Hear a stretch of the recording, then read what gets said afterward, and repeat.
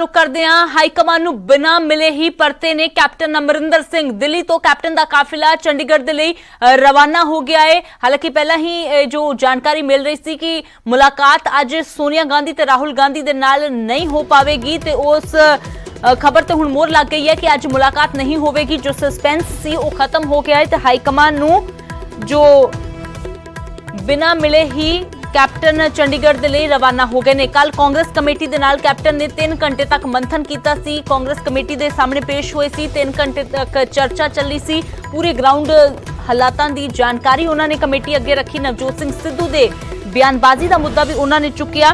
पर फिलहाल जो है वो कैप्टन अमरिंदर सिंह हाईकमान दे नाल मुलाकात नहीं कर पाए ने। हाईकमान नूं बिना मिले ही चंडीगढ़ दे लई कैप्टन अमरिंदर सिंह रवाना हो गए ने अपने काफिले दे नाल। ते हुण हो सकदा है कि हाईकमान जदों 3 मैंबरी कमेटी दी रिपोर्ट के उपर या फिर उन्हां दे नाल चर्चा होगी तो कैप्टन दोबारा दिल्ली जाण। रवि मिश्रा साडे सहयोगी जुड़े ने, सीधा रुख करदे हां। तो रवि, कैप्टन अमरिंदर सिंह की हाईकमान से मुलाकात नहीं हो पाई, बिना मुलाकात ही वापस परत गए हैं, क्या कुछ जानकारी है? बिल्कुल बिल्कुल, देखिए 3 दिन का दौरा था। आज वो निकले हैं यहाँ से। कुछ देर पहले कपूरथला हाउस जहाँ पर वो ठहरे हुए थे, यहाँ से वो एयरपोर्ट के लिए रवाना हो गए। उनके इस दिल्ली दौरे में काफ़ी अटकलें लगाई जा रही थी। पंजाब के राजनीतिक दृष्टिकोण से देखें तो सुर्खियाँ पूरी बटोरी हुई थी कि किस तरीके से आलाकमान से मुलाकात करते हैं।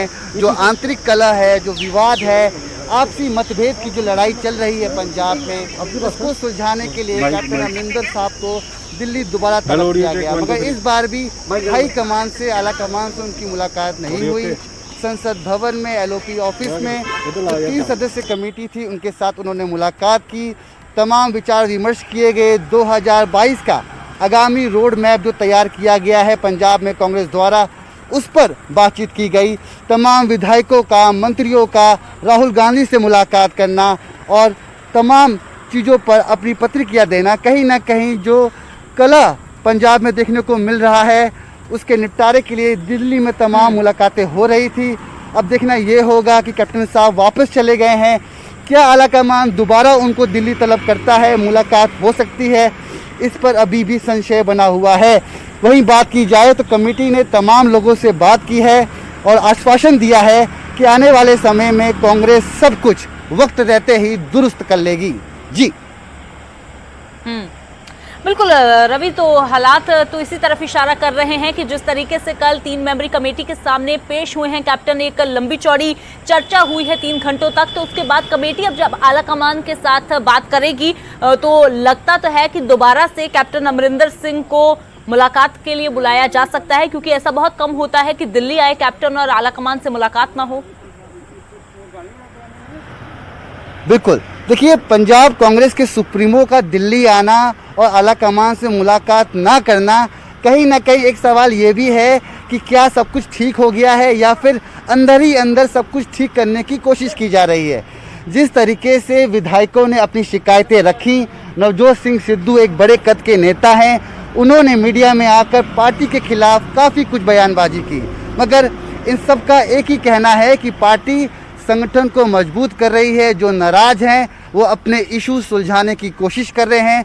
शायद इसीलिए हमने कई विधायकों से सवाल पूछा कि कमेटी ने जब तमाम विधायकों से, मंत्रियों से बातचीत की, उसके बाद भी तमाम मंत्री, सांसद राहुल गांधी से मुलाकात करने क्यों पहुँचे हैं, आला कमान से मुलाकात करने क्यों पहुँचे हैं। तो सबका एक ही कहना है कि आला कमान ने हमें बुलाया है और हमसे जानकारी ली जा रही है कि किस तरीके से ये आपसी मतभेद को वक्त रहते ही सुलझाया जा सके।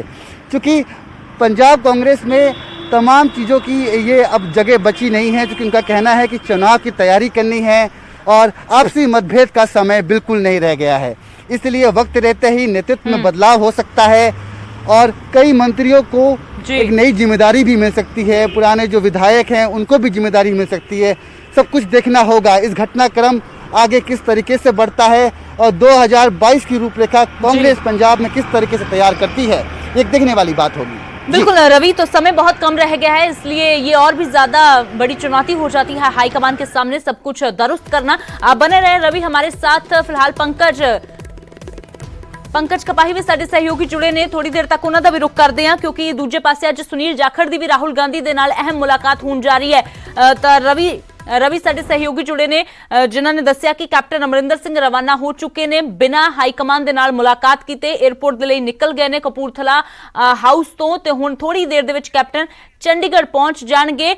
दिल्ली तो कैप्टन दा जो काफिला है वो काफिला रवाना हो चुका है तां दूजी वार बिना मिले कैप्टन परते ने तां हुण कदों दोबारा कैप्टन नूं सद्दा आउंदा है दिल्ली जाण दा चीज़ां डिस्कस करन दे लई हाईकमान दे नाल क्योंकि सोनिया गांधी अक्सर जदों मुलाकात करते हैं या कोई भी अजिही गल हुंदी है तां कैप्टन अमरिंदर सिंह सोनिया गांधी दे नाल डिस्कशन करते हैं।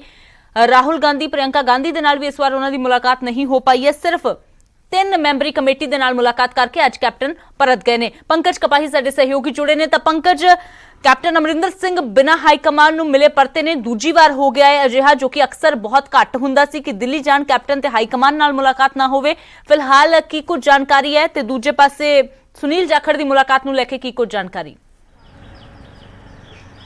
देखो इस वेले राहुल गांधी के निवास के बाहर असीं खड़े हैं और इत्थे थोड़ी देर च सुनील जाखड़ होरी पहुंच रहे हैं क्योंकि कल पहला शाम 6 बजे मिलन का समा सीगा और हुण थोड़ी देर च सुनील जाखड़ पहुंच रहे हैं। और क्योंकि चर्चावां ने कि प्रधान बदलिया जाएगा, चर्चावां ने कि संगठन च बदलाव होणगे, तो उस तो पहला सुनील जाखड़ तो फीडबैक लैनी, सुनील जाखड़ नाल गलबात करनी ताकि सुनील जाखड़ खफा ना होण। ये सारी गलबात जिहड़ी राहुल गांधी करनगे अज। और इस दे नाल नाल एक सब तो वड्डा सवाल ये है कि जो राहुल गांधी दे नाल कल मुलाकात हुई उस दे विच राजा वड़िंग सी, उस दे विच किक्की ढिल्लों सी, उस दे विच सुख सरकारिया सी, उस दे विच रवनीत सिंह बिट्टू सी, एक लंबी फहरिस्त सी और उन्हां तो तमाम ग्राउंड की रिपोर्ट जानी राहुल गांधी ने। और एक सवाल जरूर पूछा कि 2022 ਦੀਆਂ विधान सभा चोणां राहुल गांधी ने एक सवाल पूछा कि कैप्टन दे फेस दे नाल जाना चाहिए या विदाउट कैप्टन फेस सीएम चेहरे के तौर पर जाना चाहिए वै, तो वख-वख राय दी गई, वख-वख फीडबैक दी गई। और हुण थोड़ी देर च सुनील जाखड़ होरां दे नाल मुलाकात होएगी।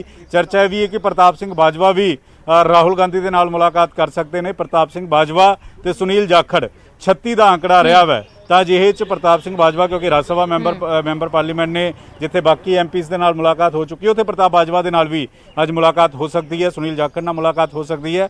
ਔਰ ਕੋਸ਼ਿਸ਼ ਇਹ ਹੈ ਕਿ ਇਸ ਕਲੇਸ਼ ਨੂੰ ਖਤਮ ਕੀਤਾ ਜਾਵੇ, ਲੇਕਿਨ ਸਵਾਲ ਇਹ ਹੈ ਕਿ ਕਲੇਸ਼ ਮੁੱਕੇਗਾ ਕਿਵੇਂ ਜਦੋਂ ਨਵਜੋਤ ਸਿੰਘ ਸਿੱਧੂ ਨੇ ਕੈਪਟਨ ਅਮਰਿੰਦਰ ਸਿੰਘ ਤੇ ਸਵਾਲ ਚੁੱਕੇ। ਬਿਲਕੁਲ ਪੰਕਜ ਤਾਂ ਤੁਸੀਂ ਬੜੇ ਲਗਾਤਾਰ ਤਸਵੀਰਾਂ ਵੀ ਅਸੀਂ ਦਰਸ਼ਕਾਂ ਨੂੰ ਦਿਖਾ ਰਹੇ ਹਾਂ। ਸੁਨੀਲ ਜਾਖੜ ਦਾ ਵੀ ਇੰਤਜ਼ਾਰ ਹੈ ਕਿ ਪਹੁੰਚ ਕੇ ਕੋਈ ਗੱਲਬਾਤ ਕਰਦੇ ਨੇ। ਦੂਜੇ ਪਾਸੇ ਐਕਸਕਲੂਸਿਵ ਤਸਵੀਰਾਂ कपूरथला हाउस तो कैप्टन का काफिला जो निकलिया है उस तस्वीर तुहानूं दिखा रहे हैं अपने लाम लश्कर दे नाल। कैप्टन अमरिंदर सिंह कपूरथला हाउस तो एयरपोर्ट के लिए रवाना हो गए ने। हाईकमान दे नाल मुलाकात नहीं हुई है। सोनिया गांधी, राहुल गांधी, प्रियंका गांधी किसी दे नाल भी बिना मुलाकात तो ही कैप्टन अमरिंदर सिंह चंडीगढ़ दे लई आ तस्वीरां दे विच तुसीं कैप्टन अमरिंदर सिंह देख सकते हो ਗੱਡੀ ਦੇ ਵਿੱਚ ਬੈਠੇ ਹੋਏ ਨੇ फ्रंट सीट ਤੇ कैप्टन अमरिंदर सिंह जो अपने काफिले ਦੇ ਨਾਲ एयरपोर्ट रवाना हो गए ने ਤੇ ਉਸ ਤੋਂ ਕੁਝ ਹੀ ਪਲਾਂ ਦੇ ਵਿੱਚ ਉਹ ਚੰਡੀਗੜ੍ਹ लैंड ਕਰਨਗੇ।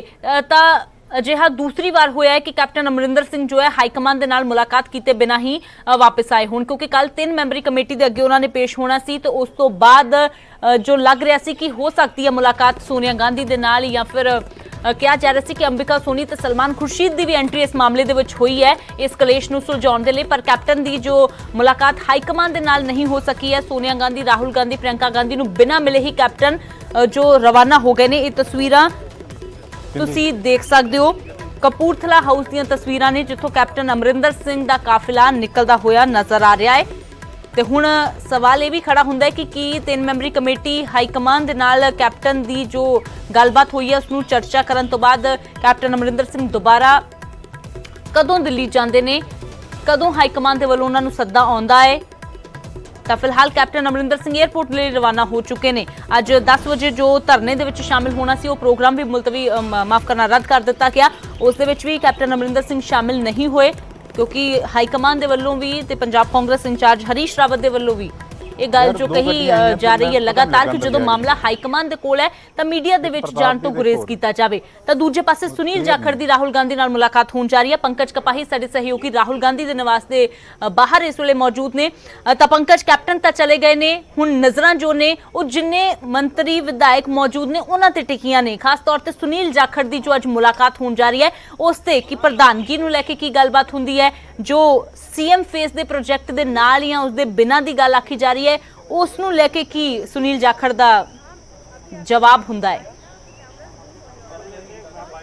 ਦੇਖੋ ਕੈਪਟਨ ਅਮਰਿੰਦਰ ਸਿੰਘ ਵਾਪਸ ਮੁੜੇ ਤਾਂ ਕੁਝ ਮੰਤਰੀ ਅੱਜ ਸਵੇਰੇ ਵਾਪਸ ਚੰਡੀਗੜ੍ਹ ਚਲੇ ਗਏ, ਕੁਝ ਮੰਤਰੀ ਕੱਲ ਦੇਰ ਰਾਤ ਚੰਡੀਗੜ੍ਹ ਵਾਪਸ ਚਲੇ ਗਏ, ਆਪਣੀ ਆਪਣੀ ਗੱਲ ਰੱਖ ਚੁੱਕੇ ਨੇ। ਜਦੋਂ ਉਹਨਾਂ ਨੂੰ ਪੁੱਛਿਆ ਗਿਆ ਹੈ ਕਿ ਵਿਦਆਊਟ ਕੈਪਟਨ ਸੀਐਮ ਫੇਸ ਜਾਣਾ ਹੈ ਜਾਂ ਵਿਦ ਕੈਪਟਨ ਸੀਐਮ ਫੇਸ ਜਾਣਾ ਹੈ, ਇਹ ਫੀਡਬੈਕ ਦੇ ਦਿੱਤੀ ਜਾ ਚੁੱਕੀ ਹੈ। ਕੁਝ ਐਮਪੀਜ਼ ਨੇ ਕਿਹਾ ਕਿ ਸੀਐਮ ਹੀ ਕੈਪਟਨ ਅਮਰਿੰਦਰ ਸਿੰਘ ਨੇ ਔਰ ਇਹਨਾਂ ਦੇ ਫੇਸ ਦੇ ਨਾਲ ਹੀ ਜਿਹੜਾ ਵੈ ਉਹ 2022 ਚ ਜਾਣਾ ਚਾਹੀਦਾ, ਚਾਹੇ ਗੁਰਜੀਤ ਸਿੰਘ ਔਜਲਾ ਹੋਣ, ਚਾਹੇ ਜਸਵੀਰ ਸਿੰਘ ਡਿੰਪਾ ਹੋਣ, ਚਾਹੇ ਰਵਨੀਤ ਸਿੰਘ ਬਿੱਟੂ ਹੋਣ, ਚਾਹੇ ਨਵਤੇਜ ਸਿੰਘ ਚੀਮਾ ਹੋਣ। ਇਹਨਾਂ ਨੇ ਇਸ ਗੱਲ ਦਾ ਜ਼ਿਕਰ ਕੀਤਾ। ਥੋੜੀ ਦੇਰ ਪਹਿਲਾਂ ਜਦੋਂ ਕੁਲਦੀਪ ਵੈਦ ਹੋਰਾਂ ਨਾਲ ਨਿਊਜ਼ 18 ਤੇ ਗੱਲ ਹੋ ਰਹੀ ਸੀ, ਉਹਨਾਂ ਨੇ ਵੀ ਇਸ ਗੱਲ ਦਾ ਜ਼ਿਕਰ ਕੀਤਾ ਕਿ ਕੈਪਟਨ ਹੀ ਚਿਹਰਾ ਨੇ, ਉਹਨਾਂ ਦੇ ਚਿਹਰੇ ਦੇ ਹਿਸਾਬ ਦੇ ਨਾਲ ਹੀ 2022 ਦੀਆਂ ਚੋਣਾਂ ਦੇ ਵਿੱਚ ਜਾਣਾ ਚਾਹੀਦਾ। ਕੱਲੇ ਕੱਲੇ ਕੋ ਫੀਡਬੈਕ ਲਿੱਤੀ ਜਾ ਰਹੀ ਹੈ, ਕੱਲੇ ਕੱਲੇ ਤੋਂ ਸਵਾਲ ਗਰਾਊਂਡ ਜ਼ੀਰੋ ਤੇ ਪੁੱਛੇ ਜਾ ਰਹੇ ਨੇ। ਔਰ ਦੂਜੇ ਪਾਸੇ ਜਿਹੜੇ ਵਾਅਦੇ ਨੇ, ਵਾਅਦੇ ਕਿਉਂ ਨਹੀਂ ਪੂਰੇ ਹੋਏ? ਬੇਅਦਬੀ ਮਾਮਲੇ ਨੂੰ ਲੈ ਕੇ, ਡਰੱਗਸ ਮਾਮਲੇ ਨੂੰ ਲੈ ਕੇ, ਮਾਈਨਿੰਗ ਮਾਫੀਆ ਨੂੰ ਲੈ ਕੇ, ਜਾਂ ਫਿਰ ਟਰਾਂਸਪੋਰਟ ਮਾਫੀਆ ਨੂੰ ਲੈ ਕੇ, ਜਾਂ ਫਿਰ ਪਾਵਰ ਐਗਰੀਮੈਂਟ ਨੂੰ ਲੈ ਕੇ, ਇਸ ਗੱਲ ਨੂੰ ਲੈ ਕੇ ਜ਼ਰੂਰ ਹਾਈਕਮਾਨ